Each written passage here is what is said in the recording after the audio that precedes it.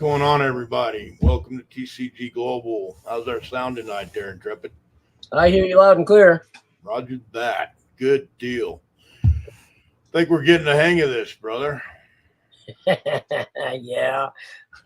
I'm surprised you're still moving after what, 110 floors? 110 floors. I, I'll get into that here in a minute. Exactly how that went down. I did take a break and go to the gym and do bench presses and upper body, little calisthenics and cardio. Then came back and finished it. So yeah, I'm not gonna. I'm gonna hate life tomorrow, but it was all for a good cause.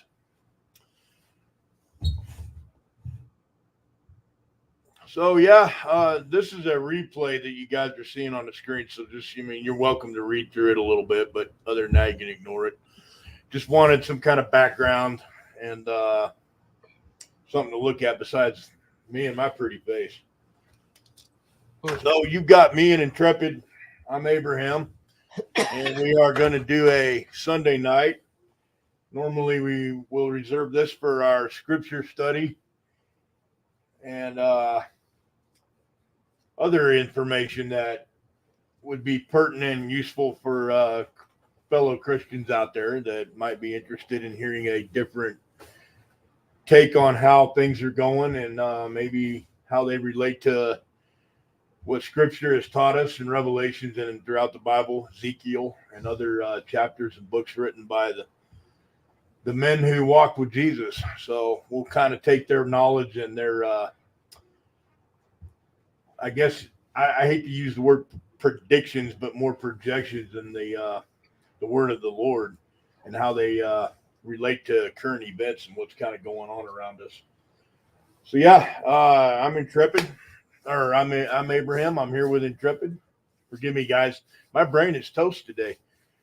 Pretty mushy after going up and down them stairs, and this afternoon it was even hotter in that building. So I just thought about, you know what, it might be hot and I might be sweating and dragging, but I was not hot and sweating and near as dragging as those guys that went up the Twin Towers to rescue our fellow Americans that day.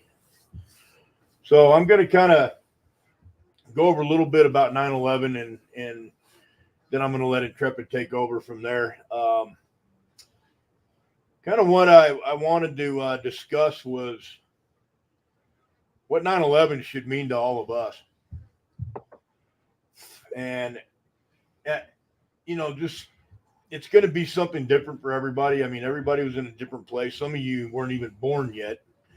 You weren't even on this earth when this happened, but the rest of you will never forget that day and where you were, what you were doing. And I'm actually going to share my story tonight. And I think Intrepid might even share his, and whoever else wants to come on and join us this evening and share theirs, you're more than welcome.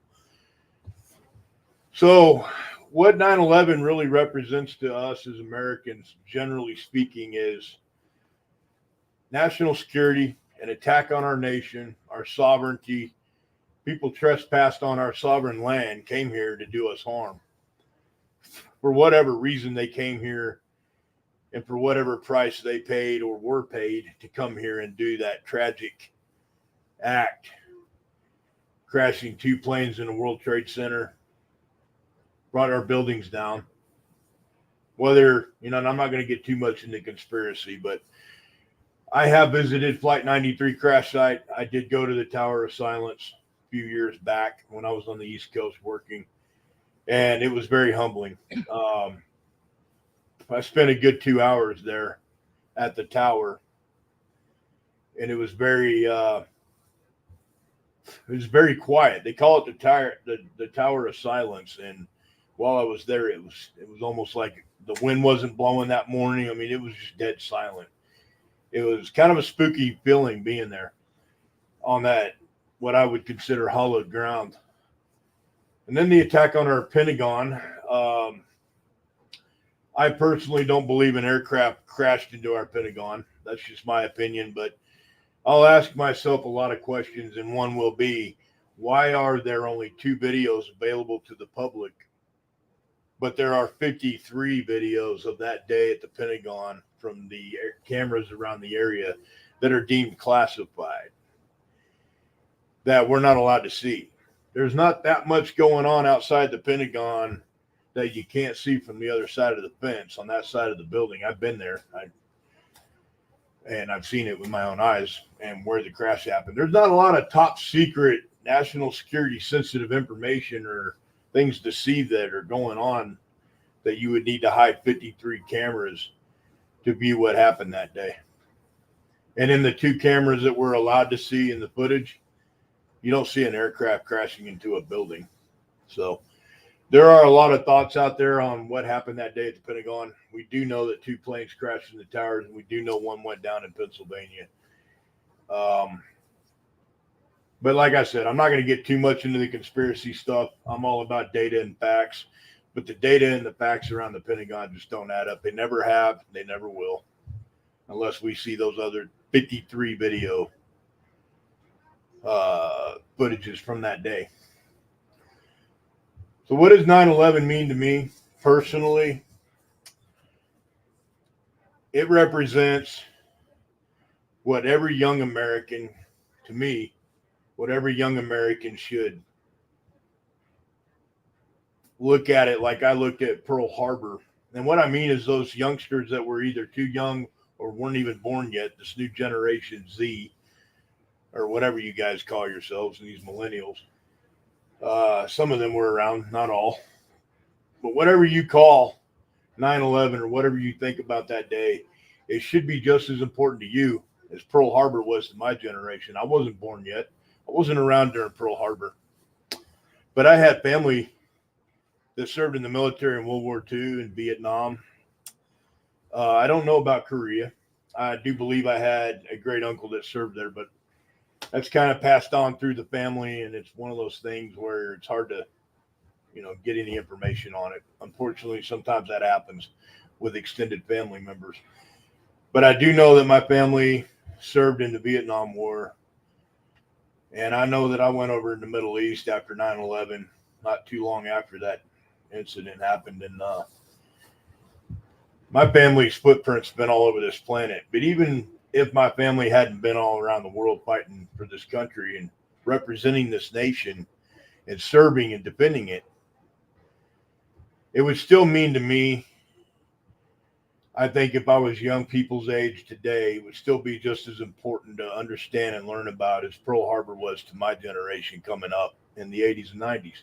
It was part of history. They used to teach that in school. I don't think they do anymore. Not a lot about it, and probably most of what you're taught is a load of horse shit anyway. But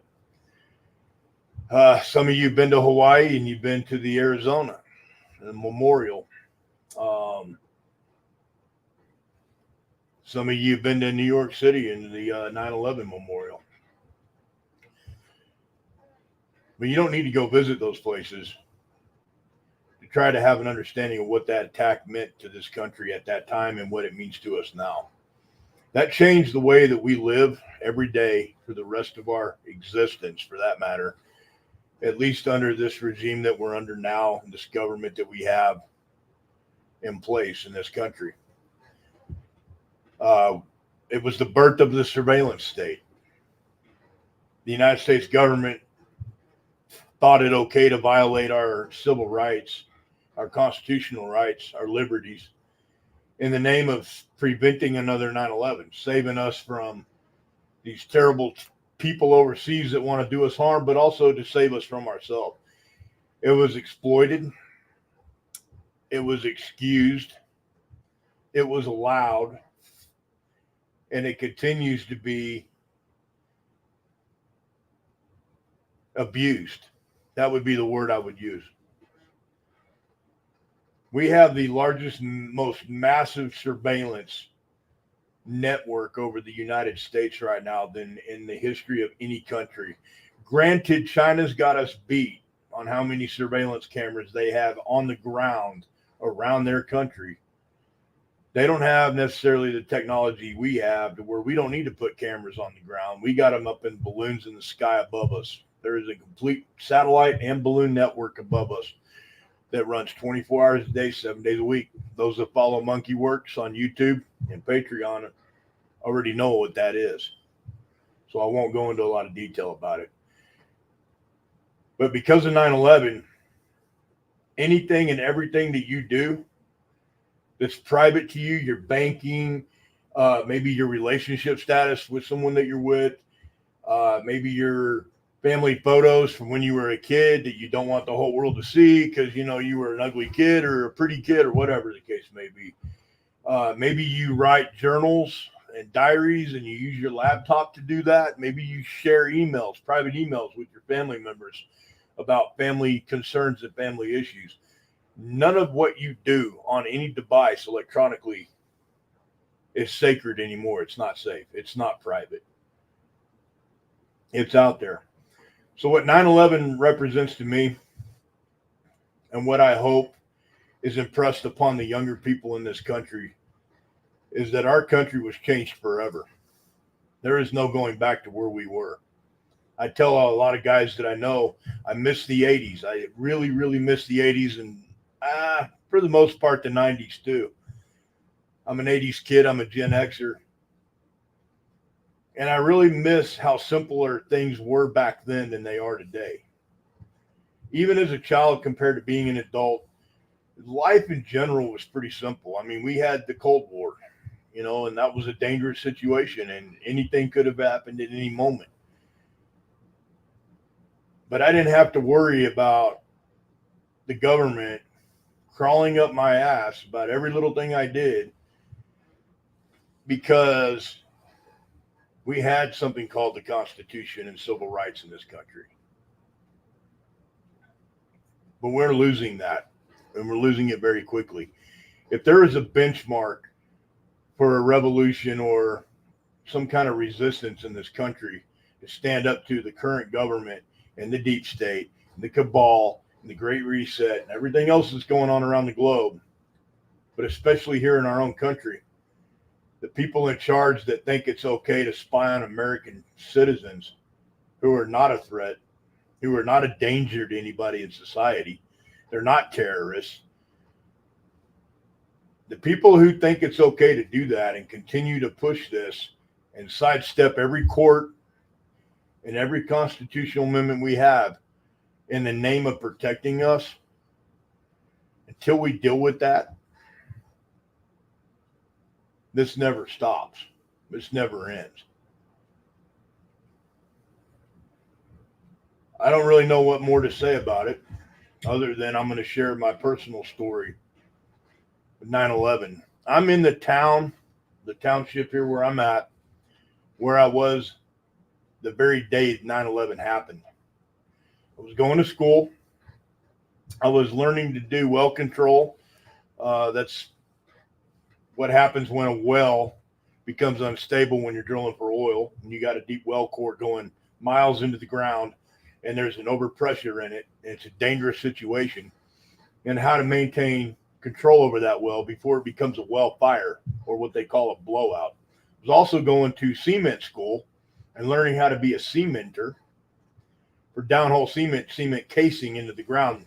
Casing goes down and protects the groundwater from any kind of contamination while we're drilling, during the drilling process and the production process. Now, I know a lot of people out there have a lot of theories on how all that works and how we're killing everybody with exposure to harmful chemicals in the ground. There is some truth to those theories out there that are floating about that. There are some truths, but a lot of what you've been told and a lot of what you heard in media is complete total horseshit.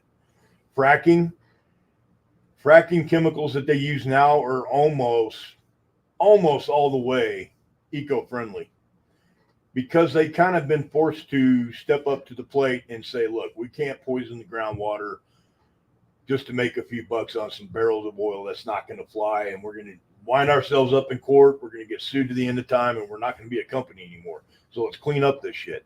Now they're using acids and different chemicals that will break down, and it's more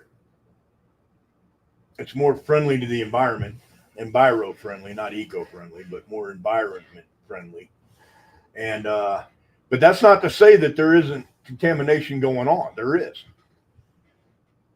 There's contamination every time somebody goes out and changes their oil in their truck or their car in their driveway and spill oil on the ground. That oil's got to go somewhere. And it's going to rain and it's going to take that oil somewhere.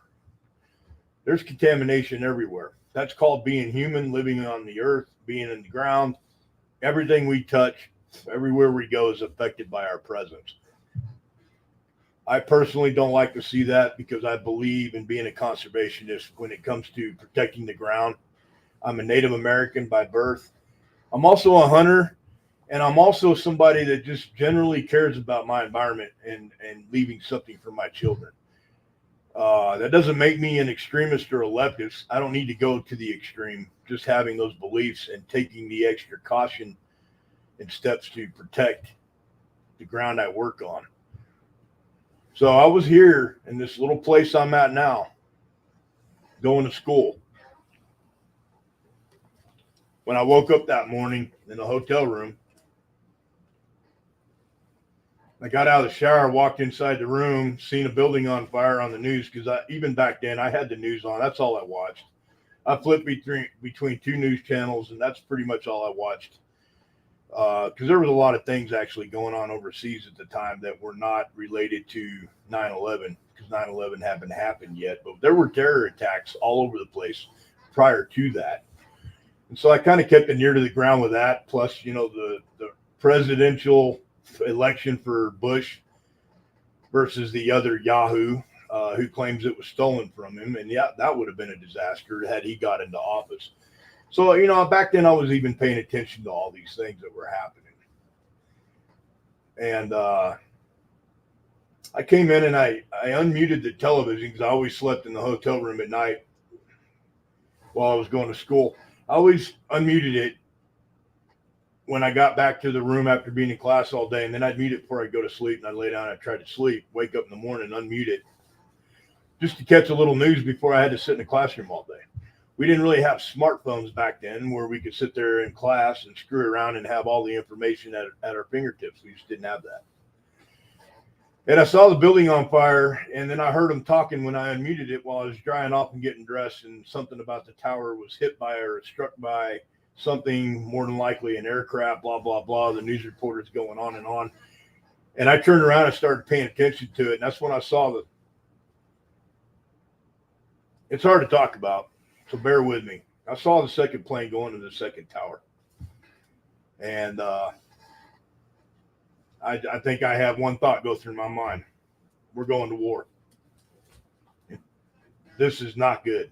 2 planes and 2 towers, we're going to war. We're being attacked. It was after that when the Pentagon got hit and the flight went down in 93, went down in Pennsylvania. By that point, I'd already gone in the crew vehicle. We loaded up the truck and drove over to where we had to go to school and got in class. And for the first at least 2 hours of class that day, the instructors were in the back room in the office just watching their computer and their internet and the live feed that was happening. Believe it or not, we could actually watch news on a computer back then in the live feed, and that's what they were doing. They were watching it. And yeah, very real. We all sat in the class and just kind of looked at each other, and it wasn't too long after that, a lot of us that were in that class were on our way somewhere to go do something about what happened in New York City, Pennsylvania, and Washington, D.C. And I happened to just be right back where it all began 21 years later. Here I am. And it's humbling. It's very, I don't know any other word to use other than it's a mournful day. But it's a day to be reflecting back on what happened in my life personally before that and everything that happened since. And because of all the craziness that's gone on for the last 21 years, I wouldn't be able to point to you on a map or drive you around this place and tell you that's the hotel I stayed in, that's the school I went to, that's the building, that's where I parked. I couldn't tell you any of that. Because after 9/11, guys, the whole world just kind of, in my world, just turned upside down and went sideways, 90 mile an hour and then back again. And it's been pretty interesting ever since. I've done a lot of things in my life since then. Looks like we got a tornado warning in Pinellas County. I'll go ahead and mention that. Florida, 8:45 their time. Looks like this might have actually been canceled already, but just popped up on my net. I'm sitting here watching another screen, kind of keeping an eye on the home front. Those of you that are in Discord have seen a lot of drops and posts out of me and the guys over the last probably 24, 48 hours. A lot of things happening out there. Queen Elizabeth, she's died. We now have King Charles III of England. I think the potato got up and spoke about 9/11 today, but I refuse to hear anything out of that man's mouth after what happened in Afghanistan when it comes to 9/11 or anything having to do with the global war on terrorism, GWAT. So I'm kind of opening this podcast tonight with just a little bit of reflection, in my personal experience. 2000, I think it was 2,669. I'll have to check my numbers, but I know there were a lot of people that died that day, and not one American wasn't affected by it. We were a lot more patriotic back then. This country came together like you've never seen a country come together. There was a flag on every street, in front of every house. Yeah, we had our people back then that hated us and lived here and were born and raised in the U.S. and hated America. But we didn't pay them much mind. We probably should have, but we didn't pay too much attention to people like that. The rest of us love this country. And it wasn't until we really got involved in Iraq and Afghanistan that we saw a resurgence of the left and their hatred for our military and I'm just going to say it, their self-described love for the enemies of this country. And more as time went on through Iraq and Afghanistan, we started seeing and hearing a lot more about how the United States is evil and the United States is wrong and this war is wrong. And I don't agree with everything that happened. I don't agree with the disaster of going into Iraq and how that all got started. I lost a lot of friends in both of those theaters, both of those countries. And I don't agree with how it was done. We have clueless people that are advising clueless leadership, and they're allowed to run amok, and a lot of people died because of it. We had incompetent people running the show, and we're in charge.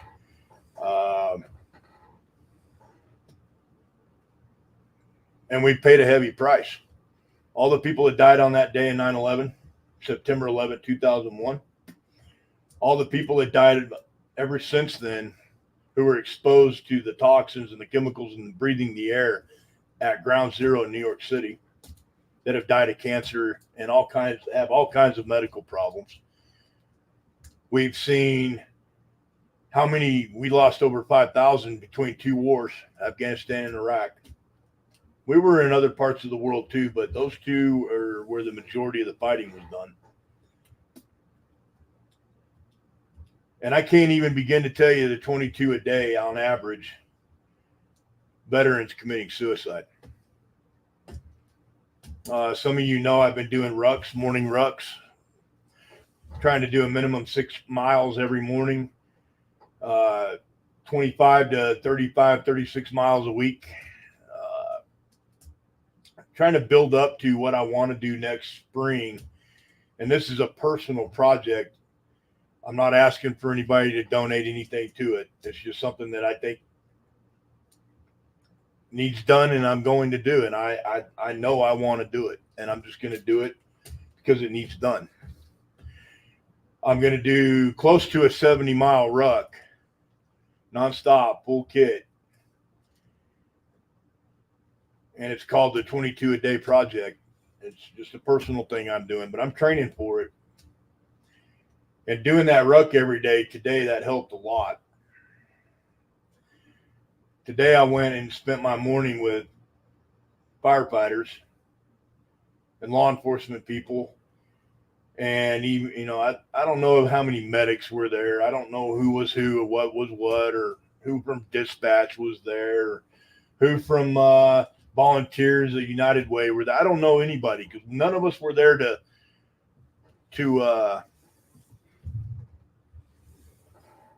coalesce between each other. You know, I mean, there just wasn't a lot of talking. It was a very solemn experience this morning, very humbling. But there were a lot of firefighters there that were going up and down these flights of stairs in this parking garage, and there were pictures at every floor. When you got up the stairs, there was a picture of a local firefighter that had died in service to his community. And at the bottom, right as you began, there were pictures of 9/11 in the towers that day. And the objective this morning was to do 28 trips up and down 5 stories. And that equals 110 floors. World Trade Center 1 and 2 were 110 stories each. And the firefighters were there this morning, and they weren't just in shorts and T-shirts running up the stairs. These guys were wearing their kit, what they call turnouts. They were wearing their full gear, their tanks on their backs. They were carrying hose. One of them was even carrying the heavy pry bar that they use, pig sticker. These guys were marching in. Some of them, I could see it in their faces and their eyes. It was very hard to do this physically. It's also pretty emotional. I know that I had a lot of emotions going through me this morning. I did 20 of the 28. Got back, I went to the gym, did some upper body just because I can't just do it all straight right now. I'm still working up to that level, training as often as I can. So I did some upper body, bench presses, calisthenics, a little cardio, turned around, went back and finished the rest of it. But I wasn't going to quit until I did every step of that 110-story building stair climb we did this morning. Like I said, everybody was there, and everybody was pretty humble. Everybody was just deep in thought. It's a reflection for, a lot of these firefighters are older guys. I mean, all of them were around back then. There was a few young people. There was a mom that brought her little kids, and her little kids wanted to do it. Another gal brought her dog, and her dog was marching right up and down, up and down, up and down with us. It was great. One of the firefighters, or one or two of the firefighters, grabbed those little kids and were carrying them. And I just want to say thank you to them for inviting all of us to go down there and be a part of that. I want to thank the firefighters across this entire nation, no matter how sick they are. And I've had a lot of friends that are firefighters. Some of my closest friends have been firefighters. No matter how sick, how fatigued, hungover, how healthy, how great, good day, bad day, doesn't matter. They show up, they go to work, and they never slow down, and they never falter when the cries go out of these fellow Americans that call and tell 911 my house is on fire. I just got in a vehicle accident. Whether it's raining, snowing, tornado, hurricane, these men and women go out when others are not going out. It's kind of like warriors. They run into the fire and the bullets screaming at them. They don't turn and run the other way. They run towards the danger. So I want to thank all of them out there, all the first responders, for the job they do every day. Law enforcement's taking a lot of heat right now. A lot of them are earning the hate. But you have to judge them all based on the individual. You can't judge the entire group of people based on the actions of a few. So I want to make that clear. It sounds like I'm coming down on them real hard in the Discord, guys, when I post up. And I've caught a little grief over it sometimes. But like I said, judge the individual for who they are, the character they have. Don't judge them all. They put on a badge and a gun, or they put on turnouts and an oxygen tank, and they run into fire while everyone else is going the other direction. The coward can't do that.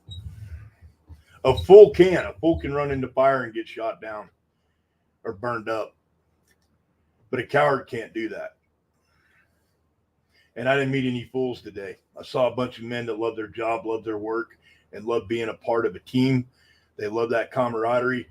And most importantly, they love those moments that are very few and far between when they get to be there and help somebody. When a cop gets to take an abducted child back to its mother and rescue that kid, which doesn't happen often enough. That's one of those rare moments in that job that you get to feel something and see something that turns out for the better and not the worse. Same with firefighters. How often do they get to go in and rescue and pull somebody out alive when a house goes up and there's an explosion, or it's a really bad fire and it got really hot and spread really quick? So they take the good with the bad, but they still show up to work and they still go in there and do it every day. So I want to say thank you to all of them. And I'm going to let Intrepid take it from here. Oh boy. You know, I don't know if people remember, but just before 9/11, Bin Laden called the USA a paper tiger. He said that the people of the United States will not stand up and fight. And up until a few months ago, when Biden pulled everybody out of Afghanistan, that was proven not to be the case. We fought and we still fight. But right now, we're faced with a choice. The same choice we were faced with in 9/11, whether to surrender our freedoms or to preserve them, whether to grovel to those people who hate us or to honor the lives of the 2,977 Americans who died on 9/11. And unfortunately, I think today I see more people fighting for toilet paper than they do for their own freedoms. It's pretty disheartening. And, you know, I've even seen that. I know I've been working with Abraham on behalf of a friend of mine, 92-year-old Marine veteran, Cochin War veteran, 2 Purple Hearts. He can't even get anybody at the Reno Air Races to help him get in. I mean, that's how we treat our veterans and respect our country anymore. Everybody's got their collective head up there. You know what? It's unbelievable. But this is Sunday, and I thought that this might tie in very well with the next thing that I'm going to talk about, and that's this Acts 5:29 statement. I don't know if many people know that. In the Bible, of course, Acts chapter 5, verse 29 is when Peter and the other apostles say, yeah, I guess we ought to listen to God and not to man. So out of that came this statement that's being written and signed. I signed it, called Acts529.com. And I'm going to read it to you here in a minute because it kind of ties in with what Abraham was talking about. It's the new battlefield. And, you know, yeah, people are afraid of being on a list, yet another list. I'm on so many government lists anymore. I've made it easy for them. I've made business cards just to hand to them. But, you know, we have to fight. We have to fight for our freedoms constantly. But here's what the Acts 5:29 statement says. It says, the First Amendment to the United States Constitution states, Congress shall make no law respecting an establishment of religion or prohibiting the free exercise thereof, or abridging the freedom of speech or of the press, or the right of the people to peacefully to assemble and petition the government for a redress of grievances. During the recent COVID-19 pandemic, representatives who were elected to secure our God-given rights clearly transgressed their lawful authority in executive action that prohibited public meetings or mandated the wearing of masks and social distancing. God's word directs us not to forsake the assembly of ourselves together. Hebrews 10:25. This verse is a divine injunction. We must obey God rather than the arbitrary decrees of men. As a national coalition of pastors and churches, we reject any presidential or gubernatorial decree requiring us to disobey the word of God.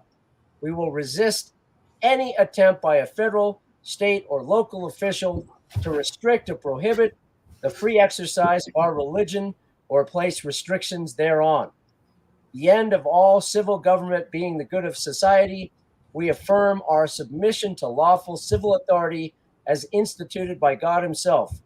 But when rulers exceed the scope of their constitutional and God-given authority, they act contrary to their office and the public good and affect the ruin and misery of society.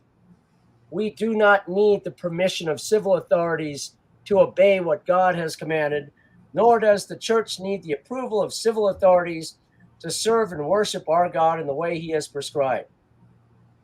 The Greek word translated church is ecclesia, which means the assembly. Our identity as the Church of Jesus Christ means we are by nature an assembly. We assemble to hear his word preached, partake on the sacraments, and fellowship with one another. The apostles' teachings are unambiguous in this regard. Civil magistrates have no authority to dictate what churches may do or not do. The Constitution of the United States is the highest law in our land. In 1803, in Marbury versus Madison, the Supreme Court ruled that any law repugnant to the Constitution is null and void. We're on solid constitutional footing in our refusal to comply with restrictions on public worship. Again, the First Amendment states that Congress shall make no law respecting an establishment of religion or prohibiting the free exercise thereof. Any law, order, or mandate that infringes on our God-given right to worship according to conscience violates the First Amendment and is unlawful. And that is being signed now by over 5,000 pastors and churches. And on January 1, 2023, will be sent to governments, local, state, and federal. It's the line in the sand. So just like 9/11 energized people to fight for their freedoms, we're doing it again, folks. We're doing it again. When I came back to the United States, I landed in Florida, and just about the time that the Tampa, Florida pastor Rodney Howard-Browne, actually from South Africa, was arrested by our benevolent FBI for violating federal law. He actually kept his church open, and they yanked him out.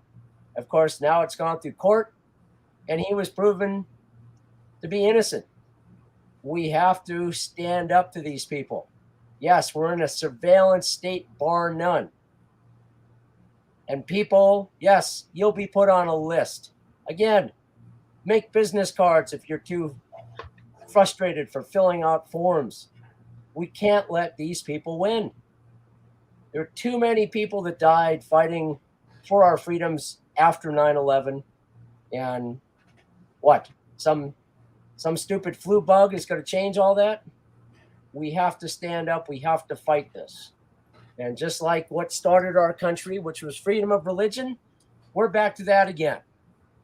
Maybe that's what it's going to take. But you people, the time is now. The fight is here. I'm not saying to be actively fighting, but don't give in with this stuff. Passively fight. Don't agree with these things. You know in your conscience what's right and wrong. Stand up for it. Say, no, I'm not going to do this. Yes, I am going to church. No, I'm not going to wear this stupid mask.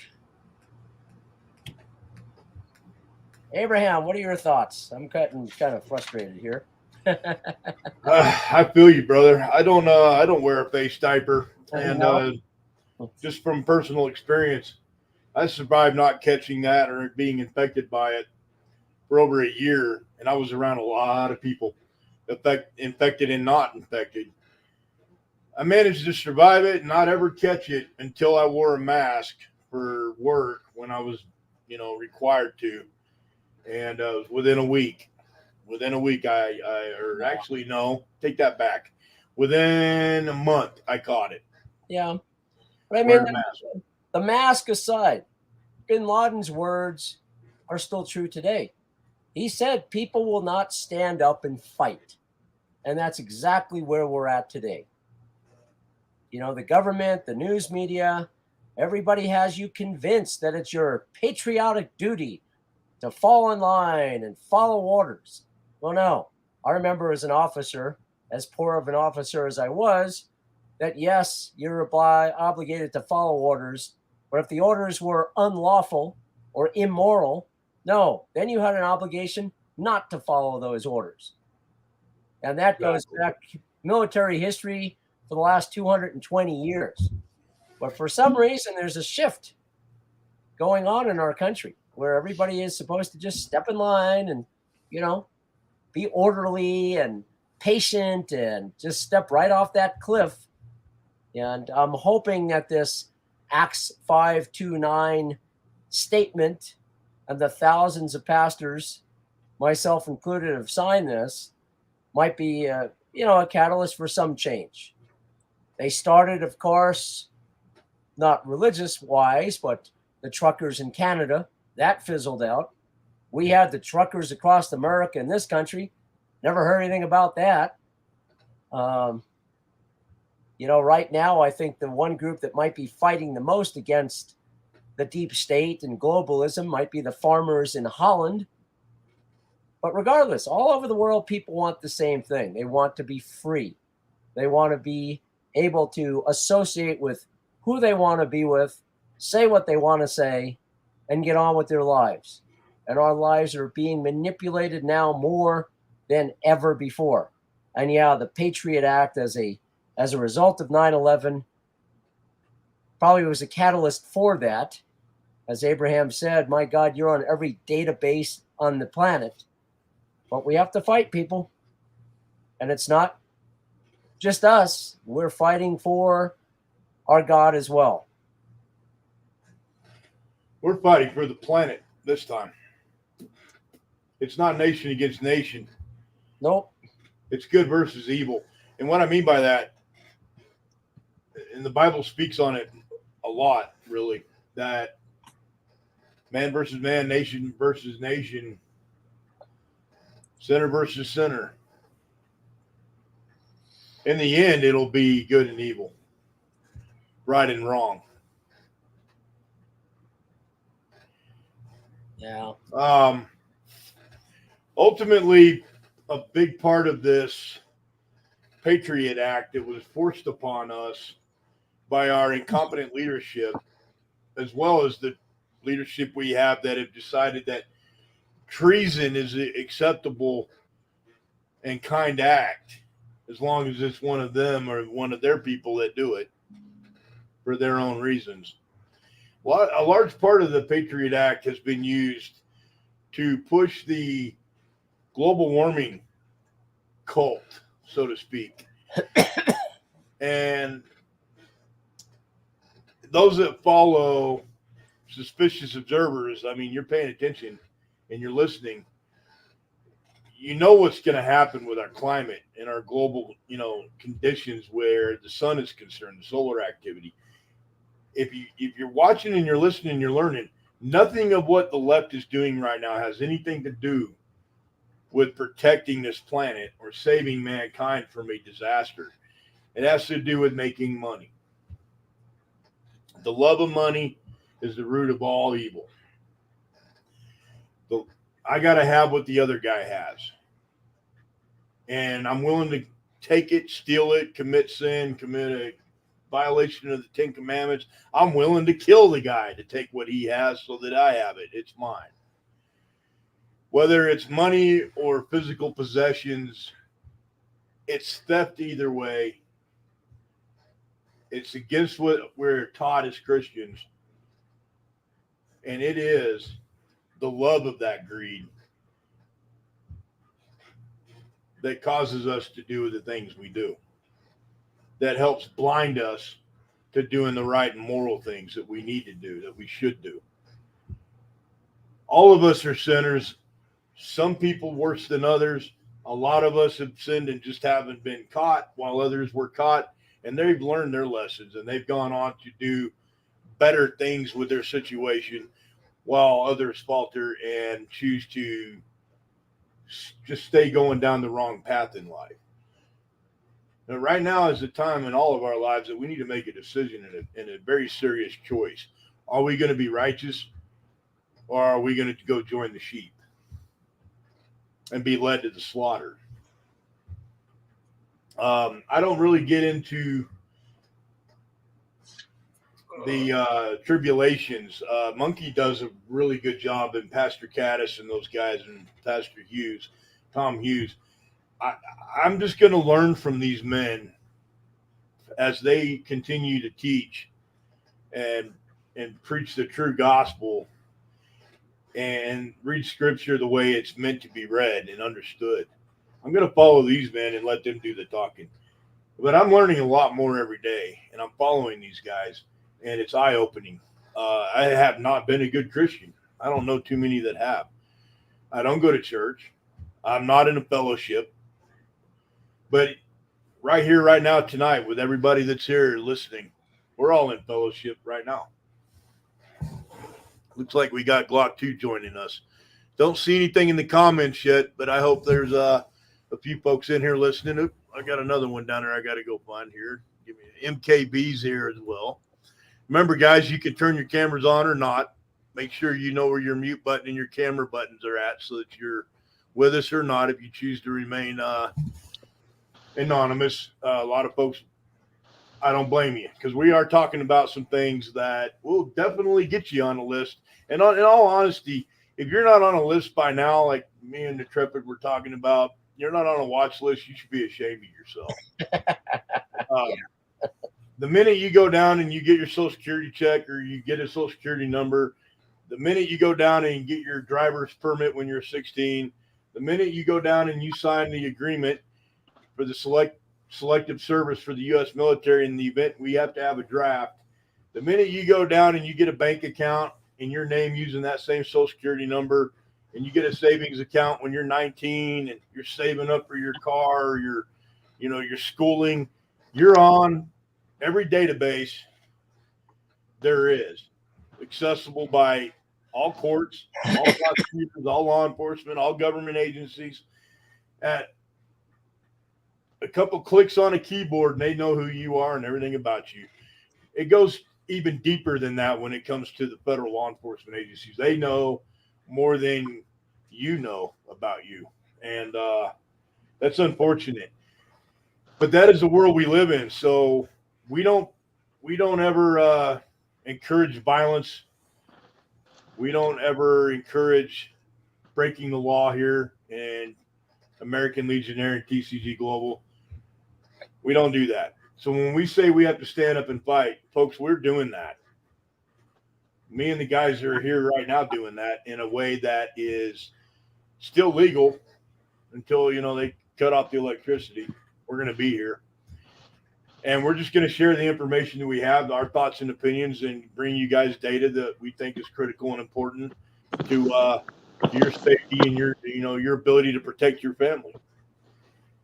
Yeah, well, that's the passive resistance that I was speaking about. Yeah. And it's not a bad idea for folks to really dig into the books when it comes to guerrilla warfare. Yeah. Because at some point, just like throughout history, it goes to blows. You got two guys on the street. They don't like each other. There's that passive aggressive fucking interaction between the two. And at some point, one of them's going to swing and hit the other dude.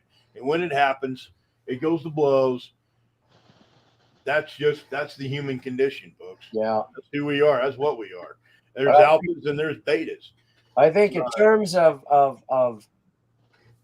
limiting yourself from getting in that situation, try to be less predictable. I mean, unfortunately, exactly. Schooling is all about being predictable and being compliant to authority. If you every day go out the door at 9:08 and go down 2 blocks, turn left, stop at the coffee store, get your double espresso, you're totally predictable. Change it up. That's going to make it much more difficult for people who want to do you harm to figure out what the hell you're doing. And that's an easy thing that you can do. Stop being so predictable. Except for Abraham eating jalapeno peppers on his hamburgers, for God's sakes. That's way too predictable there. Jeez. I'm going to have jalapenos every day of my life. Yep. But as far as resistance, yeah, we need to resist. but it doesn't have to be an active resistance. You're not trying to harm people. But as I've said before, just imagine if a million people took a 1 month mortgage holiday and just decided, yeah, I'm not going to pay my mortgage this month. They would have the banking and the government shitting in their pants because they wouldn't know what the hell to do. You don't have to do the stuff that the government says. It's not illegal not to. You don't have to follow them. You don't have to get on Facebook. You don't have to use Google. You don't have to do any of this crap. You don't have to send your kids to public education, which is a farce. In fact, you need to defund the public Department of Education. Jeez, Mr. Burke would be proud I'm saying that, huh? But there are things that you can do, but you're duped into thinking that this is the only right and responsible way to live your life. Buy things, pay your bills. I'm not suggesting not to, but you don't need all this crap. You don't need to be a slave. And that's exactly what you are. You're a willing slave, willing to give up all your freedoms, all your rights for what? Oh, it's a flu bug. Oh my God. Protect me, help me, government. I'll give up everything. My God, if that's the way we've come down to, yeah, I'll be hitchhiking for the next spaceship to beam me up. It's gotten pretty pitiful. Yeah, let's hope Elon Musk stays focused and on target with what he's doing, because we might have to go to Mars. Might not have a choice. Yeah. California is $100 to charge your electric vehicle if you want to go anywhere. So you're saving a whole lot of money on 100 gallon of gas to go even further. Gas will take you further than that electric battery will. It's interesting how that works. But I think liberal economics comes down to the simple misunderstanding of how math actually works. I don't remember what they called it, but they had some kind of new form of mathematics they were teaching at school a while back. And now it's gone to the extreme, because with liberals and progressives, it always does. They've gone to the extreme of calling mathematics racist now. And it just surprises me how many people are starting to buy into it, as much as people are starting to realize how stupid it is. That's going to kind of segue me into another little thing I want to discuss with everybody this evening. First, I'm going to touch on not being predictable, not doing things that put you in harm's way. So a family down in Missouri decided to vacation up in New York City. Now, maybe it's just me, but knowing that there's the no bail law out there, and that guys are, not only assaulting police, but killing cops and being booked and then turned around and released to go to a court date, kind of like the illegals at the border that are never going to show up to court. I mean, if you're in the fugitive hunting business, guys, you're about to be overwhelmed with work. That's all I'm going to say. Because at least 40% of these guys are never showing up for court. And of the 40% that don't show up, law enforcement, if they're lucky, are going to pick up about 6 to 8% of them. So you're going to be in business. But if you're going to New York City, knowing the dangers of being in the inner cities right now, having the sense enough to know that New York City's not safe, people are leaving there. It's a troubled city in so many ways. This family decides to go up there, and this lady was raped on the subway. Now, at one point in time, Wayback Machine, I guess we'll jump on the Wayback Machine here, as Monkey calls it. Let's go on a time machine back to the early 90s and the mid 90s. Actually, I should say the early to mid 90s. When I was in New York City and Detroit and Washington, D.C. and Chicago and Denver and San Francisco. And I ran around with a bunch of guys. And that's what we did, is we went around the public transportation systems, not as vigilantes, but just to be a presence. Granted, if we had to get down dirty and it was go time to take care of business with somebody, a woman was being sexually assaulted on a subway or a public transit, we handled it. We didn't fuck around either. I'll tell you what, we knocked some heads around. We got our heads knocked around once in a while too. Fair is fair in love and war.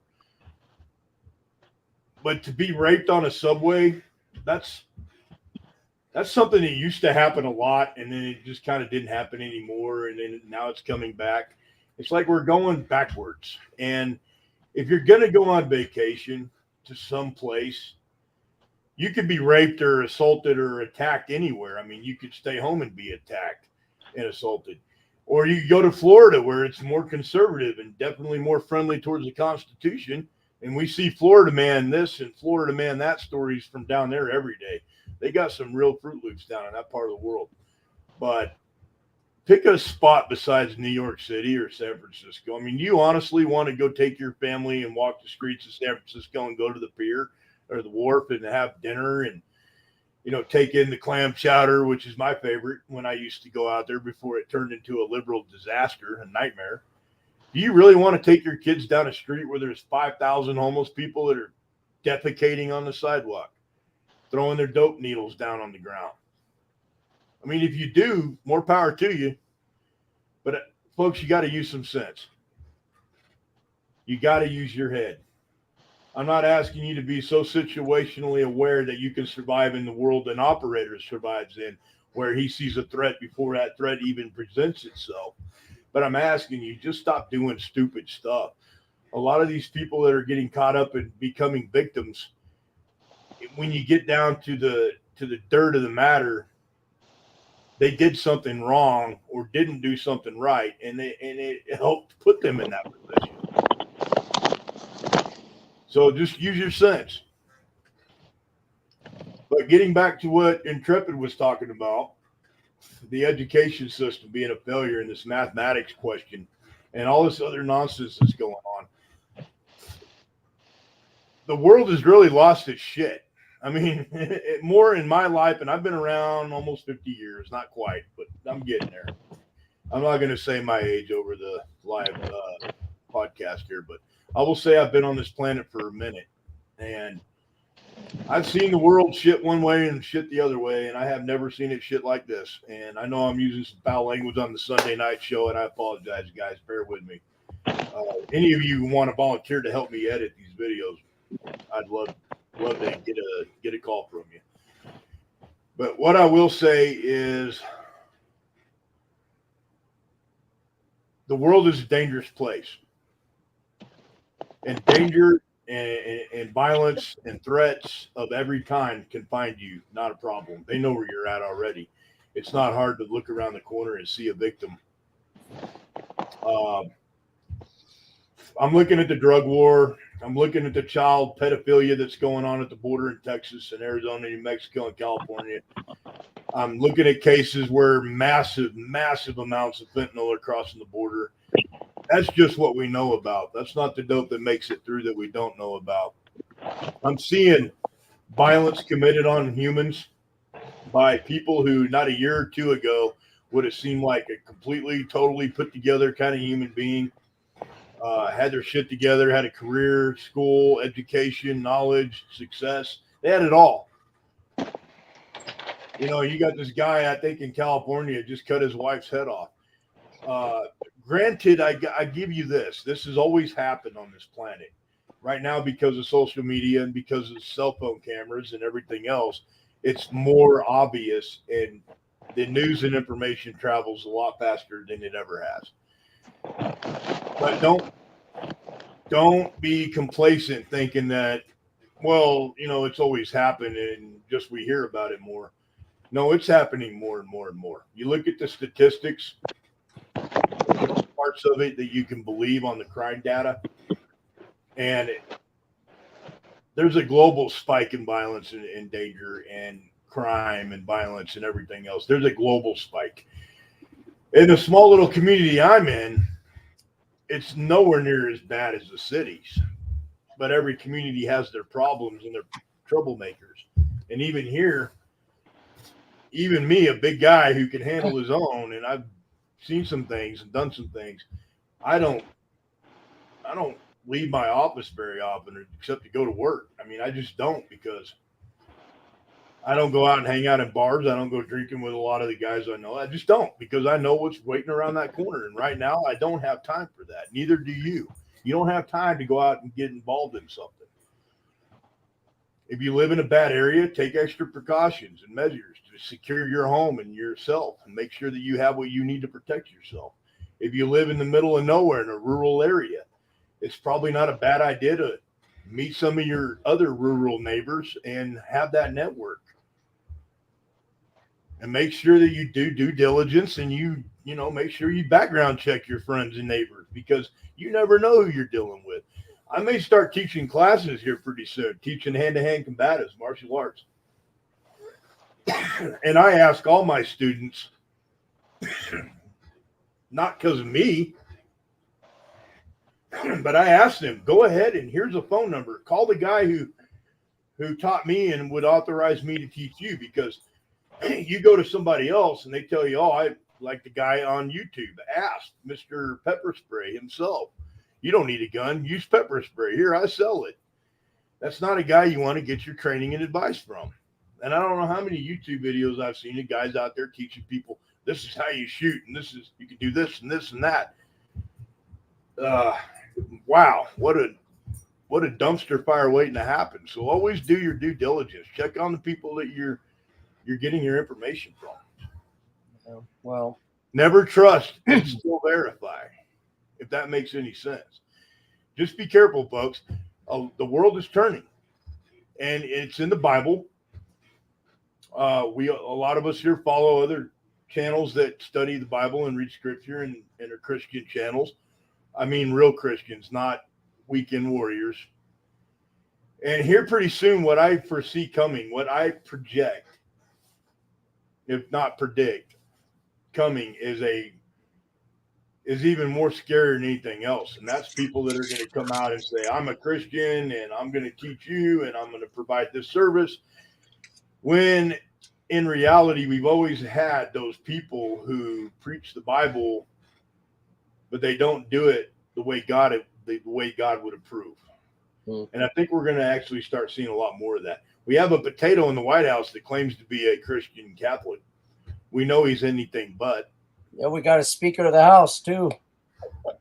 Yeah, she's as Catholic as my underwear. Yeah. So just be careful who you follow. Make sure you do your homework. Make sure you do the things that you would do with anyone else in a business deal. Just be smart, folks.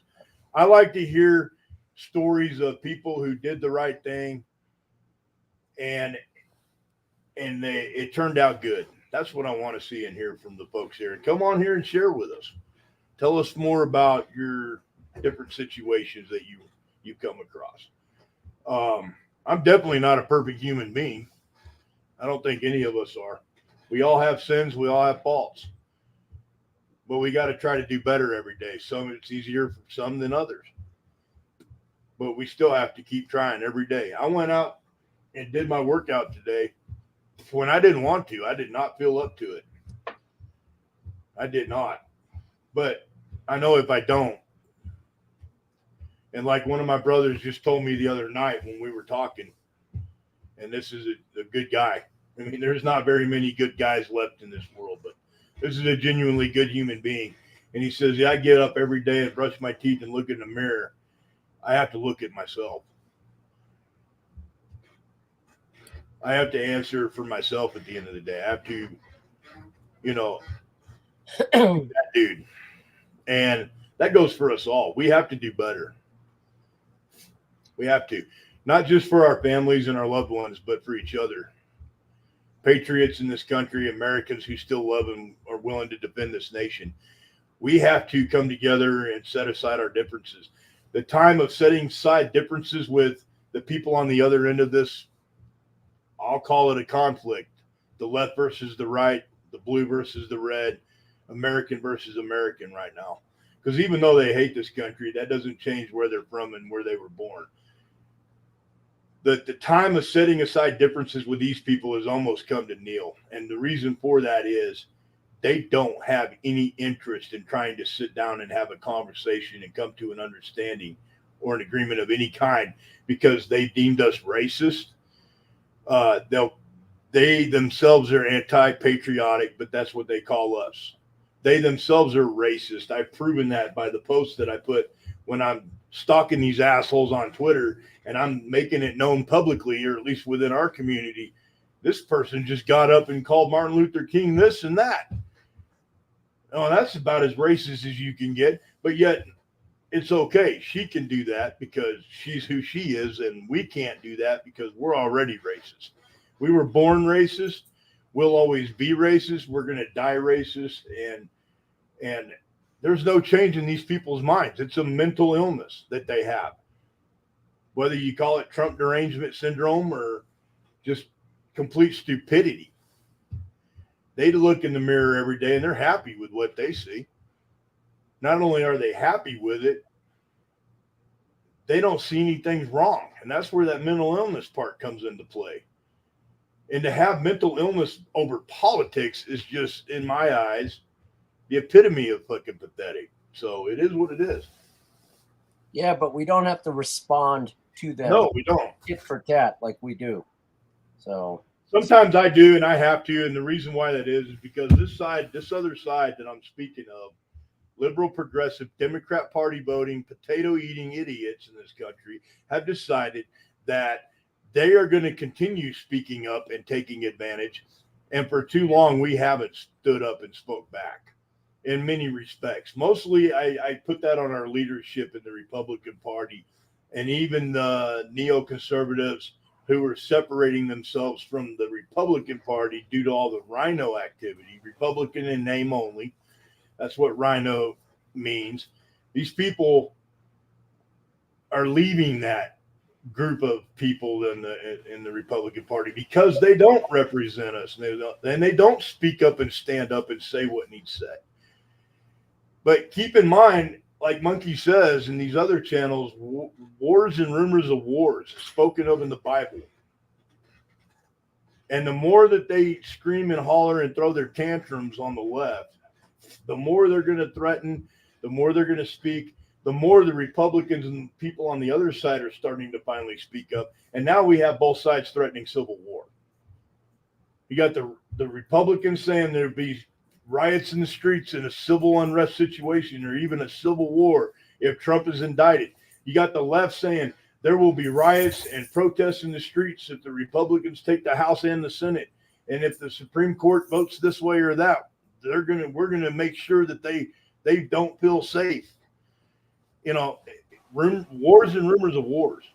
Both sides are as guilty as the other one for doing that. And of course, here in the American Legionnaire, we're not trying to do that. We sometimes may come off that way, but it's all about facts. And those facts, even though I'm looking at the data, I'm checking the research that others have done, I'm doing my own research, I'm looking at the intelligence, human intelligence, signals intelligence, communications intelligence, all of it. And I still look at the Bible because the Bible's sitting right on my desk, and I'll reference it on occasion and go, now how do I make more sense of this situation?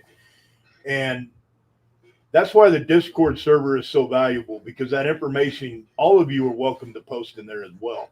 Right now, lately, it's mostly been me and Intrepid doing it, but we're posting things that are of importance, not only to our national security. I say our national security because we're the ones ultimately at the end of the day that have to protect this country and our communities. Big or small, we have to protect our neighbors and our communities, guys. That's what it's come down to. Can't rely on government. Government is never the answer.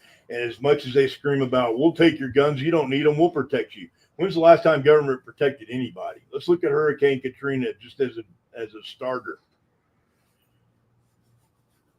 So, yeah, both sides are guilty of this. And we're not trying to put that, we're not trying to throw that energy at you guys. But when you take the two and compare them side to side, neither side are right or wrong. They're all fucked up. Pardon my language. I'm going to get better at not doing that. They're all, one way or the other, our leadership on either side is complacent in our downfall. It's all to make. Only a few of them are standing up and fighting back and actually doing the right thing right now. But how long until they're paid off? How long until they're in a mysterious car accident or a plane crash? How long until one day they don't wake up and come to work? How long until they're impeached out of the position or the office or off of the committee that they serve within our Congress or our Senate? How much longer is a known traitor going to be allowed to sleep with a known, proven Chinese spy and remain on our intelligence committee and our national security committees, while someone else who is only a patriot standing up and pointing out the obvious and being honest and truthful about it, she's kicked off her committee for just doing the American thing, what she's supposed to do. I'm not going to mention names because even though I agree with a lot of what some of these people are doing or not, I disagree. I think everyone here knows who they are. And I'm not going to say their name because I'm not going to let them bump into our program here and get a plug. They got to earn it if they want it from me. And a lot of them are earning it. But like Ted Cruz, he's got some proving to do to me. I like the guy. I'll mention his name here. I'll mention the governor in Texas. Some of these guys are doing some of the right things, but they're not doing enough of it. They need to go even further. They need to push the envelope. Because if they don't push that envelope in the position they're in of responsibility and leadership and have the power they have to change things, we are going to have to do that. And God forbid if that day comes. Well, that's why that Acts 59 or 5-9 is a good statement to start with. Glock, I see your eyes glowing. What do you have to say about all this? Well, to me, it's kind of like we do need to speak up, because if you're a parent and your child starts throwing a tantrum and screaming and yelling, if you let it go, it only gets worse and worse and worse. And so we can't let the opposition to freedom keep throwing the tantrums and speaking louder than we do, or it gets worse, which it's gotten to the point that's quite worse now. So that's my 2 cents worth. And we all know that God's still in control no matter what the evil in this world is doing. We know that God will win. So that's always on our side. I agree to that too. Yeah. I think we've certainly gone down the dark path when we stopped. Well, the majority of people I think in this country probably don't believe in God anymore. It's a relativistic morality. Anything goes, and look where it's got us. That's unfortunate, but it'll make the spaceship a lot lighter when we take off. God, I hope so. We'll save some fuel. We'll get our fuel. We'll get our money's worth back out of our fuel. Yeah. As long as the Californians have a long extension cord, they'll be just fine. Yeah. Jeez. I don't know. Well, what else is on the agenda for tonight? Well, I got a few things I want to bring up that are critical as far as and by the way, guys, I'll mention it real quick. You're more than welcome to use the StreamYard link that you were provided if you received a message from us in Messenger, email, text, all the different ways that we try to reach out to our fellow Americans and patriots out there. You can also call in 202-869-2602. I think I've taken care of the issue with the phone line, but if not, well, we'll just keep working on it. We'll do the best we can. There's also a Patreon for those who would like to donate to keep us going and try to help support us in what we're trying to do and what we are trying to do. Our mission here is to provide information that's truthful, factual, verified, vetted, and most of all, if something happens or is going to happen, flags start going up, the bells start ringing and dinging. We want to be there. Yeah, I start sounding like Curtis Sliwa, New York City. And yes, I've met Curtis Sliwa, an interesting guy. I'll just leave it at that. But when the bells start ringing and dinging and you're paying attention and you're listening, we want to be there to help you guys kind of have a little heads up, be ahead of the curve on these things that are happening, whether it's overseas or here at home, whether it has to do with Russia, China, or our own government. All enemies of not the people, not the state, but enemies of liberty and freedom. A lot of people are mentioning that lately. The enemy of the state. Trump called Biden the enemy of the state. Biden called Trump and all of us enemy of the state. I'm sick of hearing it. Who's the enemy of freedom and liberty? Because you either believe in freedom and liberty or you don't. And if you don't, catch a bus, catch a plane, catch a cold, catch the flu, just beat out of here. Kick rocks and go a different direction. Seek life elsewhere. We don't want you. We don't need you. We have a great nation. We love our country. We'll defend our country. You're more than welcome to go to your socialist nightmare country of a choice and exist there. But seek life elsewhere. Or get your thinking turned around and try to get all that bullshit out of your head that you've been told by your leftist extremist professor in college. Pull your head out of your rectum and start doing the right thing, living the right way, thinking the right way, thinking like the majority of this country thinks. You don't have to be one of the sheep and follow everyone else. Think for yourself. Use your own judgment. But stop the stinking thinking. The stinking thinking. My uncle used to tell me that growing up as a kid, and I was pretty close to my uncle. Stinking thinking. And I've used it and loved it ever since. So you guys want to call in and then share a little piece of information with us or give us a heads up on something maybe you've seen on the net or come across, feel free to do that and support our work here. Our job is to try to help our community here, and we have quite a decent community already, but we want to keep you guys kind of in the know and ahead of the curve in case things start to go bad. And I'm going to segue now into what's going bad. Summer is almost over. Fall is almost here. It's going to be a rough winter. We are in the beginning stages of the worst global food crisis that we have ever known, every generation at present.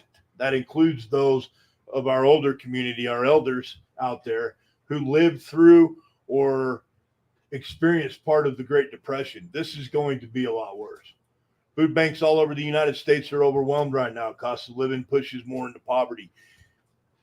There is a major apartment rental or house rental market increase going on right now. Rents going up from the 4s, 6, and 800s up to the thousands, 2 and 3,000s. So there's a lot of people that are going to be forced onto the street or forced into poverty. The food banks are overwhelmed, guys. That means they're not getting enough food. I know for me personally, it's very difficult to keep. I'm a big eater. I know a lot of you guys out there are too. I know Intrepid knows I'm a big eater. He can make a meal for a family of 5 or 6 and I'll eat half of it. So he's seen me do it. I don't eat like that anymore, though. All part of being a good Christian is understanding what gluttony is and trying to overcome that as a sin. It's a sin that I commit often, and I'm more than willing to share that with you guys. So I'm not eating like that anymore. I don't need to be the biggest guy in the room. But food banks are suffering, and for those out there that have the means or the ability to take some food down and donate it before it goes bad and help others, that's expected of us as Christians. That's expected of us. That's part of what we are and who we are and the reason why we were given this planet and why we survived this long. If it wasn't for those that are willing to help others and look past all the small, stupid stuff, we would all be in a lot more trouble than we are now already. There are countries like North Korea and China and other places that it's a terrible existence because they've already been there and they're still willing to go further with it. They don't have to help their fellow man. As long as the wealthy have the wealth that they need and the certain class of people will maintain that class.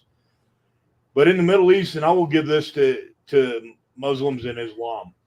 In Islam, to give to a brother is something that I actually witnessed with my own eyes is practiced often. There's a lot of other things they practice that are absolutely the opposite of anything Christian. But there are a few things about those folks and the way they practice and live their lives in the religion of their choice that a lot of us could learn from. I'm one of those guys that didn't just read the Bible. I read the Talmud. I read the Quran. I studied Buddhism. I've been around the world. I've seen a lot of things, and I've taken what's good from all of them and tried to use them in my own life. So if you have the means to visit your local food bank, whether you need food or you're willing to take your extra, even if you have to go down and get a box of food for yourself, if you're not going to eat it, don't throw it away. Take it down there and donate it. Don't throw it in the trash. Somebody else will eat it. But we're about to see a rough winter, folks. Biden talked of a rough winter last year. that idiot doesn't know what decade it is. He probably doesn't even know what he had for breakfast, let alone what time he's supposed to take his medication. And his wife, Dr. Gildo, is going to come give it to him. But I'll say this: we are in for a rough one. And Intrepid can touch on this if he feels the need to. He may have some more information, but I know the federal Reserve raised the interest rates another 0.75%. We're not going to see that stop. That is being done by design. It's being done intentionally. And because of that, we're going to start seeing we're already seeing a housing issue in some parts of the nation. Others believe that it's the perfect time to buy right now. I personally do not. I remember 2008 like it was yesterday. I remember 1996 and 7 like it was yesterday. I don't remember the 80s, 83, 84, 85, but I've read and studied about it. I remember a lot about the Carter administration from what I studied and read. So make smart decisions with your money. If things start to turn twisted with our dollar, we will definitely put the word out. We're not going to do it and get everybody fired up and warned ahead of time in a way that's going to cause panic. But if things are going to start going sideways with our markets, some of the guys in Intrepid here as well, they pay attention to that stuff every day. They're on it. They're watching it. Take your money out of the bank.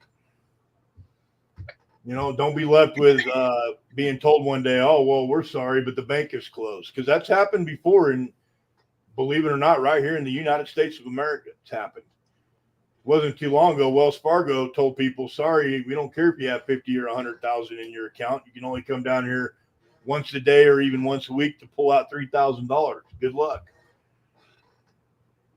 So if you're going to buy a firearm or ammunition, and I'm not going to make anyone that I used to work with and any of my friends happy as I say this, but I'm going to be honest because I want you guys to have the information. They fired up the database and they have now begun the tracking on all credit cards with all credit card companies. That also means even the prepaid companies, the banks out there. So you go down and buy a firearm or ammunition, even though your name's already on a list, so you really don't have anything to worry about. They already know who you are. But don't think that you're not going to get a visit if you live in a blue state and you go down and make a legal firearms purchase, or you buy some ammunition to take your kid out hunting or shooting on the weekend, and you live in an anti-Second Amendment state, you might get a door knock. It's been happening and it's being allowed to happen. Some of the sheriffs in this country are standing up against it. They're telling the local federal authorities that, no, you're not going to do that in my county. If you are, then we don't want you here. Of course, the feds always come back and say, well, we'll just take your federal funding. You can fix your roads yourself. You can take care of your own fentanyl drug overdose issue. We're not going to give you this and that. The sheriffs are like, go ahead, we'll handle it. We'll be all right. We were all right long before you got here. We don't need you. So there's a lot of that back and forth going on right now, and that's only going to get worse. I don't have any information on Steve Bannon and the 35 door knocks that happened with the Trump administration. A lot of the information that's out there, and even some on the net, guys, is just not verifiable. The feds obviously scared these folks into shutting their mouth. And trust me, agents have a way of doing that very nicely, very respectfully, but make their point very clear and get that message across. These folks are not talking. They're worried. They're scared. Their families may be in danger of losing their home, and they may be hauled off to jail just because they worked for the wrong guy or voted for the wrong guy. That's the world we live in now. We are half an inch away from being Venezuela as far as the authorities are concerned. And their power to not only take your freedom, but take your life. So heads up on that. And I'm sure I'm not going to make anybody happy bringing that up in the worlds that I've had to work and exist in, and I don't care. It all boils down to the Constitution. And it seems that even saying the word Constitution is now a criminal act. So as long as that's the case, then I guess me and everybody here with me that thinks and acts like me and believes the way I do, we are now outlaws. So welcome to the Outlaw Club. A couple other things I wanted to bring up real quick that are kind of interest on our domestic front. There is. Give me a second. I'm waiting for my other screen to come up here. There we go. Nope. Never mind. I don't need to do that one. And dead air. That's a no-no when you're doing a show. And I apologize, guys. Oh, I was going to bring it up. They are considering in California, they've already made it legal to walk around butt naked in public, exposing yourself to anyone you choose, even a child, which anywhere else in the United States will get you arrested. They've already decided that certain ages where statutory rape charges would be appropriate are no longer going to be appropriate. They're going to the extra extent of saying now, no bail because of the no bail law, no hold, no detainment, no detention, and anyone above the, and I'm not saying this is going to happen, I'm saying it's being discussed in California right now. Anyone over the age of 12 is legal. 12 years old, folks. 12-year-old little boys and girls with adults. And in California, sadly, a lot of these yahoos that are walking the beach with their suntanned butts and their fake boobies don't even know about this. They don't pay attention to the news. They're going to the next party with their friends or hanging out with this or that or watching Kim Kardashian make a fucking total dumbass of herself. They're not paying attention to what their own state is doing, and yet they continue to vote. These people shouldn't vote at all. So now it's going to be 12-year-olds are legal in that state. Where do you think a lot of the child molesters and people that want to victimize children are going to go when that happens? So if you're in California, I'm going to put the word out right now, and I'm going to do it here in our sit rep this evening, not our sit rep show. If you're in California, get the hell out of there. If you care about your kids, get them out. There's nothing in California worth staying there. I don't care how great you think the weather is. You like breathing fire smoke all the time. You like the fact that the state starts their own fires by doing burn backs and pre-burns, prescribed burns, and then losing control of them and then blaming it on a power company, saying, oh, it was their fault. You're bankrupt. Your home might be worth a few $1 million out there. You might walk away with some money. Get rid of it. You get a better house out in the Midwest somewhere, built by people that probably take a lot more pride and quality in the work they do. I've seen it. And you just get better stuff. I don't know. It's a better world to live in. Yeah, you're not near the ocean, but what do you have at the ocean on the seashore? A bunch of yahoos running around with their fake boobies and their tan butts, not understanding anything about common sense. So I'm going to put the word out right now from TCG Global and American Legionnaire. Get the hell out of there. You don't got to go to Texas, especially if you're going to bring your politics with you. Don't do that. Leave those also. When you leave your home in California and sell your ideas too. Don't bring your politics with you. No one cares. People in the Midwest and other parts of the country are going to judge you by your character. They don't care what color you are. They don't care what color shirt you're wearing. They don't care what color shoes you wear. They're going to judge you by your character. And if you're a dumb shit and you act like a donkey, they're going to treat you like a donkey. Otherwise, people out in the Midwest and these parts of the country, people out in the coastlines think it's flyover country. They're really down to earth. They do anything for you, give you the shirt off their back. Just leave the politics out of it. Don't try to come to another state from California or New York and try to change the way that these people have been doing it for a century because they're not interested. So make friends where you go. Don't make enemies. That's all I'm saying. I think this whole discussion about 12-year-old, 13, 14, all the way up to adult, that should be charged as a crime for any politician willing to even put that in writing and submit that to their Congress and their Senate in the state of California and put that in front of the governor should be charged with a crime. It's a crime that anyone else would be charged with. It's called conspiracy to sell drugs, conspiracy to commit bank fraud. Conspiracy means more than two people coming together and discussing or having an idea and sharing it where they're talking and discussing about breaking a law. Conspiracy. It's one of the stupidest, most abused laws in this country at the federal level.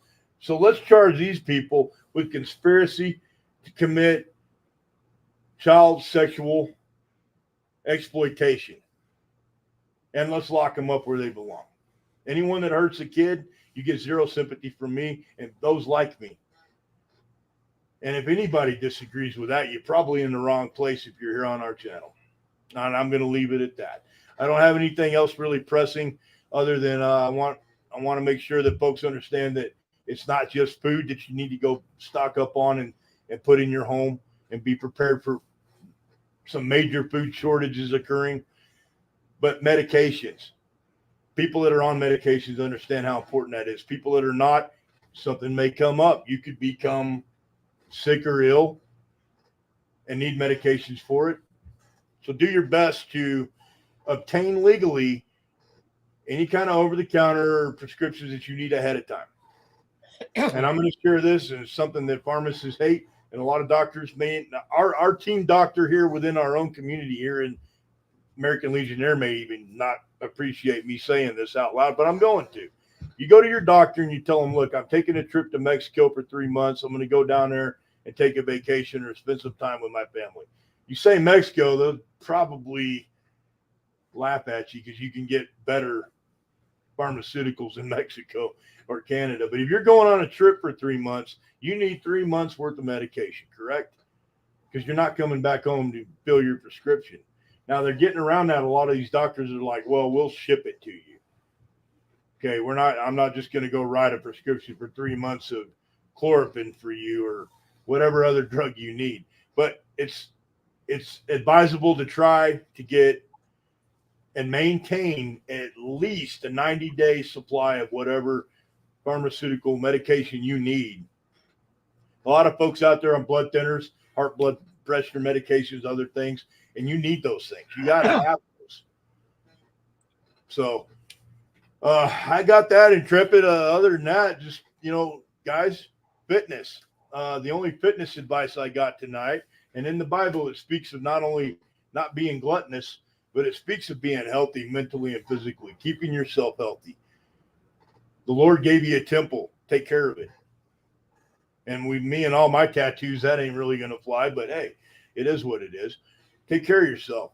And then those that are just starting out in the gym, those that are just starting to get back into going and getting into your cardio and your calisthenics, and you're dealing with that first 1 or 2 or 3 weeks of fatigue and a little bit of soreness and pain in your body from getting back to it, you're only going to do your heart a lot of good, getting your blood pressure up, getting your heartbeats up per minute.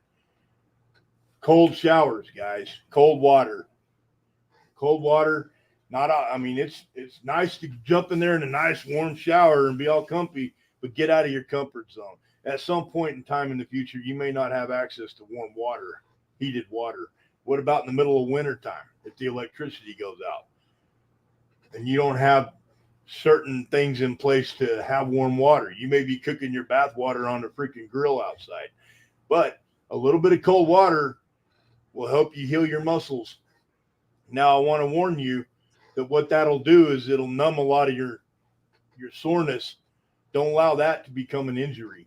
So pay attention. If you feel great the next day after hitting that ice bath or taking that ice cold shower to recover from your soreness in your muscles, be sure that you're not injuring yourself by going out and doing it again, thinking that you feel great. Take it a little slower. Take 1 or 2 days a week and recover. Let your body recover. Let yourself have time to heal up from it. But the key for me in my regimen that I'm going through in my physical training for what's coming, obviously that's not a secret here, is cold water, cold showers.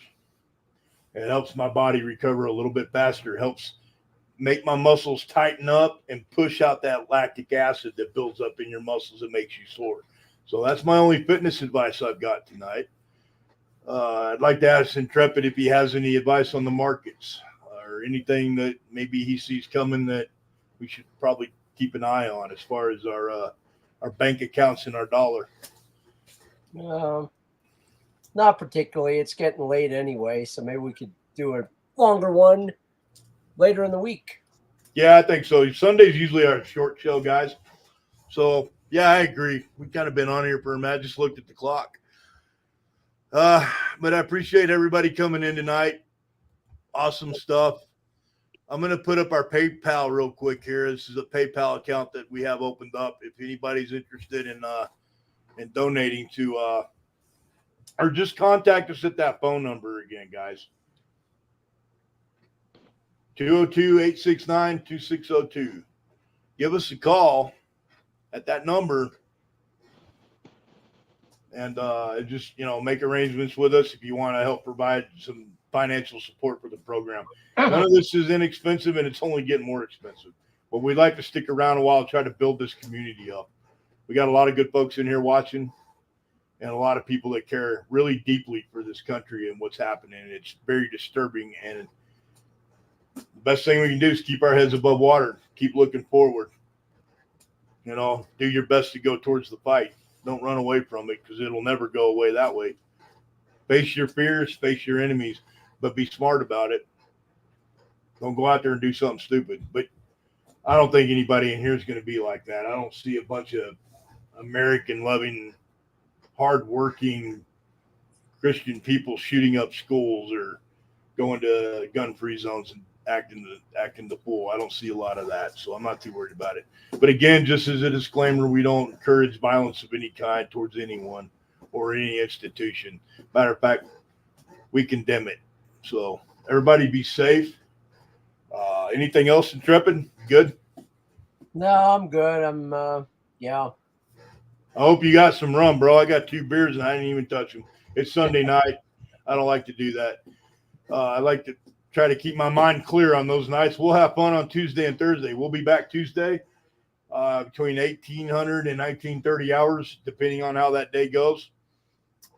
Definitely, I'll be sending out notifications to all of our folks out there to join us. We'd love to have you.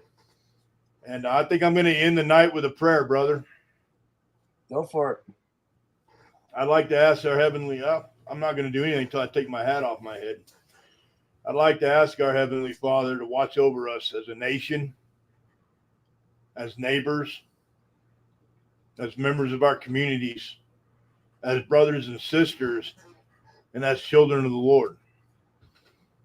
I'd ask the Lord to forgive our sins and our trespasses as we continue on through each day, wondering what worse can go wrong. I'd ask God to pour the blood of His Son over us, protect us, protect our loved ones, and Lord, give us the strength to carry the sword that we need in the service of our Lord. I ask the Lord to be with the family in England that lost a loved one, a mother. From my understanding, God, she was a good woman, did a lot of good things. She was more Christian than anyone else in that family. And I fear what may be to come with her passing, Lord, but I hope she's in the kingdom of heaven and at your side, Lord. I ask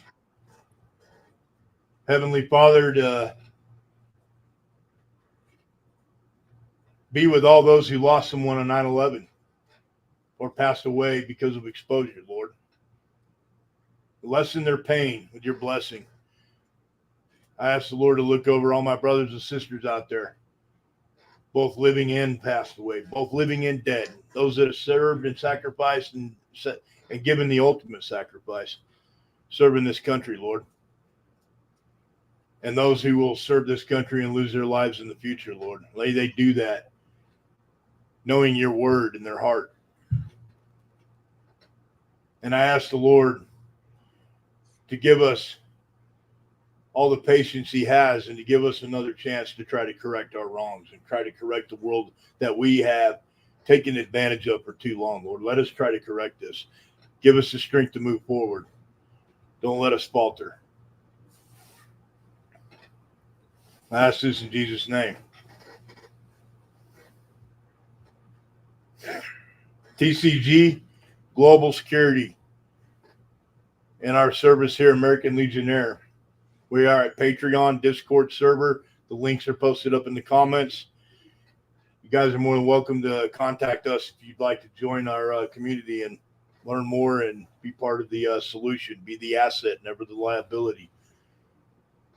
Share your thoughts and your prayers with us. I'll take prayer requests. I have lots of those I have to do every day. Just from knowing people's situations, not because they asked me to. We'll be at Twitch. Hopefully here, Rumble will be a full-time gig here pretty soon, and we can say goodbye to YouTube. And of course, if you guys would like to come on in video or audio and share with us directly and speak with Intrepid or I or any of our guests, you could do that at StreamYard. We do share that openly until we cannot no longer do that. So let's hope we don't have anyone that comes here and abuses that privilege. StreamYard is something that we have to be very careful with. Folks can come on here and say something they shouldn't say, and we don't want that. So we're all God-fearing people here, and we all believe in doing the right thing. I'm glad everybody joined us tonight. Thank you. We will see you Tuesday. It's 9/11, 2022, 21 years after the loss of 2,996 souls on 9/11. It's 12 minutes past 9 o'clock Denver time. God bless all of you. Thank you for joining. I'm out. Trap it out. See you guys later. Out.